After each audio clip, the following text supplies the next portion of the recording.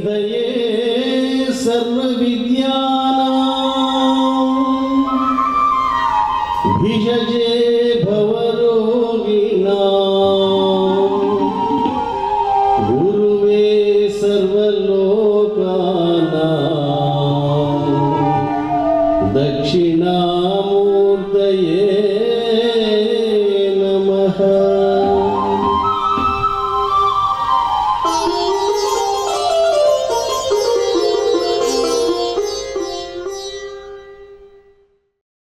शुक्लाम्बरधरं विष्णुं शशिवर्णं चतुर्भुजं प्रसन्नवदनं ध्यायेत् सर्वविघ्नोपशान्तये। गुरुर्ब्रह्मा गुरुर्विष्णु गुरुर्देवो महेश्वरः गुरु साक्षात् परब्रह्म तस्मै श्री गुरवे नमः। श्रुति स्मृति पुराणानाम् आलयं करुणालयं नमामि भगवत्पादं शङ्करं लोकशङ्करम्। सदाशिवसमारम्भां शङ्कराचार्यमध्यमाम् अस्मदाचार्यपर्यन्तां वन्दे गुरुपरम्पराम्।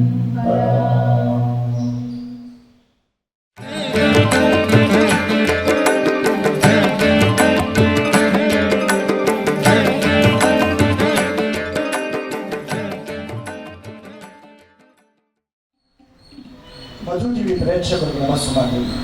దక్షిణామూర్తి వైభవం ఆది శంకరాచార్యుల వారు రచించినటువంటి స్తోత్రాన్ని వరుస క్రమంలో మీకు అందిస్తున్నాం. అద్భుతంగా మరి ఈ కార్యక్రమాల్లో ప్రముఖ గాయకులు మహేష్ కుమార్ గారు, వడ్లమన్నాడు మహేష్ కుమార్ గారు తమ అద్భుతమైనటువంటి సుస్వరాలు పలికిస్తూ ప్రేక్షకులను ఆనంద పరవశం చేస్తూ ఉన్నారు. మనకు మొదటి 4 శ్లోకాలలో కనిపించే జగత్తు అంతా పరమాత్మ స్వరూపంగా ఆచార్య భాషికారు. అయితే ఈ శ్లోకంలో పరమాత్మ ఎక్కడి నుంచి ఎలా ఈ ప్రపంచాన్ని నిర్దేశిస్తున్నారు అనేది ఈ అంశంలో చాలా చక్కగా దేహం ప్రాణం అపీంద్రియాణ్యపి అనేటువంటి శ్లోకంలో చెప్పగలుగుతాం. రేవతి రాగం, వేదాలు రేవతి రాగంలో ప్రవచించారు. ఋషులు గురులు వేదాలను రేవతి రాగంలో గానం చేస్తూ ఉంటారు, చెప్తం జరుగుతుంది. మరి అందరికీ ఇష్టమైనటువంటి దేవతలకు ఇష్టమైనటువంటి రాగం రేవతి రాగం. ఆ రేవతి రాగంలో దేహం ప్రాణం అపీంద్రియాణ్యపి అనేటువంటి శ్లోకాన్ని మహేష్ కుమార్ గారు తనదైన పాటిలో ఒక అద్భుతమైనటువంటి గానామృతం మీకు అందిస్తున్నాం. ఈ శ్లోకాలను మామూలుగా నేను అనిపించవచ్చు, వినిపించవచ్చు, దాన్ని వ్యాఖ్యానం చేయవచ్చు. కానీ 6 ఏళ్ళుగా ఒక ఆలోచన ప్రముఖమైన దక్షిణామూర్తి గారితో పాల్పంచుకున్నప్పుడు నేను కొంచెం సంగీత ప్రవేశం వచ్చినప్పుడు నాకు ఒక విద్వాంసులతో పాటించి వినిపిస్తే జనబాహుళ్యంలోకి ఈ స్తోత్రం తీసుకువెళ్తాం అని చెప్పడం జరిగింది. ఇప్పటికే శ్రీశైల దేవస్థానం వారు అక్కడ ఉండేటువంటి భక్తులు ఎప్పుడు విందామా అని ఆలోచిస్తున్నారు. కాబట్టి మిత్రులారా, జనబాహుళ్యంలోకి స్వామి రచించినటువంటి ఆది శంకరాచార్య వారు రచించినటువంటి స్తోత్రాన్ని తీసుకుని వెళ్ళాలనే లక్ష్యంతో ఇంతమంది ప్రముఖ కళాకారులు మనకు సేవలు అందిస్తున్నారు. ఆ గానామృతంతో అద్భుతమైనటువంటి స్వరాలతో మన ప్రేక్షకులకు అందిస్తున్న ఈ సుస్వరాలలో మరి ఈ శ్లోకాన్ని వినిపించవలసిందిగా మహేష్ కుమార్ గారిని కోరుతున్నాను.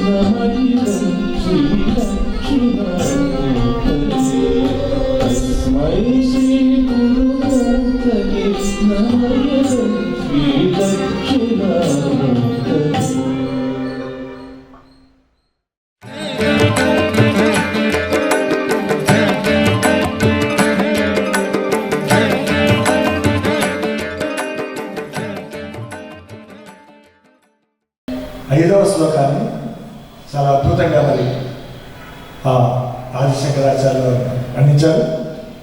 ఈ శ్లోకం పాడుతున్నప్పుడు ఇందాక మనం చెప్పుకున్నాం, సాక్షాత్తు మరి రేవతి రాగంలో వేద మంత్రాలు వేదాలు మనకు ఆ రాగంలో ఇమిడి ఉన్నటువంటి స్తోత్రం అది నిర్మించారు.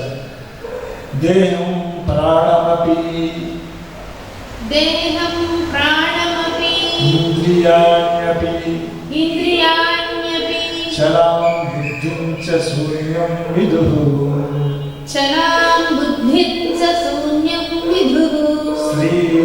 స్త్రీ బాల అంధ జడ ఉపమాస్తు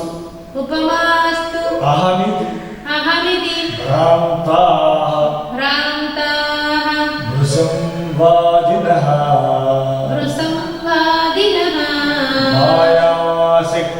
మాయాశక్తి విలాసకల్పిత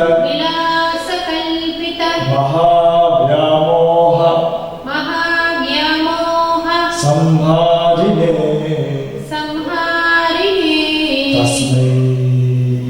తస్మై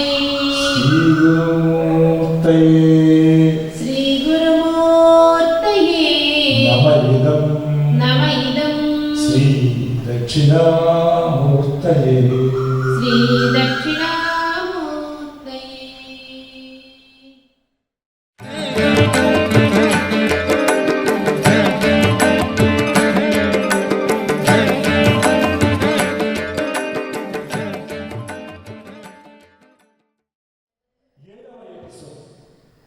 చాలా అద్భుతంగా మరి గానం చేశారు. మరి సంగీత విద్వాంసులు దానిలోని ఆంతర్యాలను ఆ శ్లోకంలో ఉండేటువంటి ఆంతర్యాలను మీకు వివరిస్తున్నాను. దేహం ప్రాణమపీంద్రియాణ్యపి చలాం బుద్ధిం చ శూన్యం విదుః. కొందరు కనిపించే దేహమే ఆత్మ అంటున్నారు అనండి. మరి ప్రేక్షకులు చాలా అద్భుతమైనటువంటి మాట ఆదిశంకరాచార్య వారు ఇచ్చారు. కొందరు కనిపించే దేహమే ఆత్మ అంటున్నారు, మరి కొందరు ప్రాణమే ఆత్మ అంటున్నారు, మరి కొందరు ఇంద్రియాలే ఆత్మ అంటున్నారు. ఇలా చార్వాకులు 3 విధాలుగా ఆత్మను చెబుతున్నారు. అయితే మరణానంతరం దేహాన్ని విడిచిన తర్వాత ఆత్మ ఉంటుంది కదా, మరి దేహమే ఆత్మ ఎలా అవుతుంది? చలాం బుద్ధి అన్నారు వైజ్ఞానికులు కూడా. బుద్ధి ఆత్మ మరి వేరువేరుగా చెప్తున్నారు. అనుక్షణము మారిపోయే అది ఆత్మ.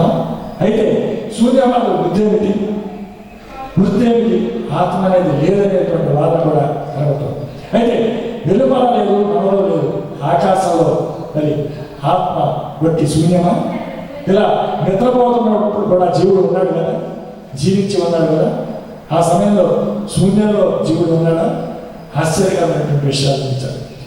ఎవరికి వారు ఇలా ఆత్మ అంటే ఏమిటో తెలియని పరిస్థితుల్లో ఉన్నారు అని భగవత్ శంకరాచార్య వారు చెప్తున్నారు. అహమితి భ్రాంత అంతుపట్టక తాము పట్టుకున్న వారినే గొప్పదని ఆత్మపై ఖచ్చితంగా చెప్పలేకపోతున్నారు. ఒక భ్రాంతిలో పడ్డారు అని అంటారు. స్త్రీ బాలాంధ జడోపమ అన్నారు. స్త్రీలలోనూ బాలలోనూ బుద్ధివారితోనూ జడ వస్తువులతోనూ పోల్చున్నారు. ఇలా మాయాశక్తి వల్ల కలిగే ఈ వ్యామోహాన్ని సంహరించే ఆ గురుమూర్తి స్వరూపమే దక్షిణామూర్తి స్వరూపం. ఆ స్వరూపాన్ని ఇక్కడ మరి జగద్గురువులు ఈ శ్లోకంలో మాయ తొలగిపోయి నిజమైనటువంటి ఆత్మ స్వరూపాన్ని, ఆత్మతత్వాన్ని అందించారు. చాలా అద్భుతమైనటువంటి ఈ శ్లోకం యొక్క అంతరార్థం, ఈ శ్లోకం యొక్క అంతరార్థం మరి జగద్గురువులు మనకు అందించినటువంటి ఈ సాహిత్యాన్ని, వేదాంత తత్వాన్ని అందిస్తున్నాను. మరి ప్రేక్షకులు వీటిని కొంచెం మననం చేసుకుంటూ మరి కొన్ని ఈ వాదనలో ఉండేటువంటి ఆత్మ చైతన్యాన్ని తెలుసుకునేందుకు ప్రయత్నిస్తాను ఆశిస్తూ స్వస్తి.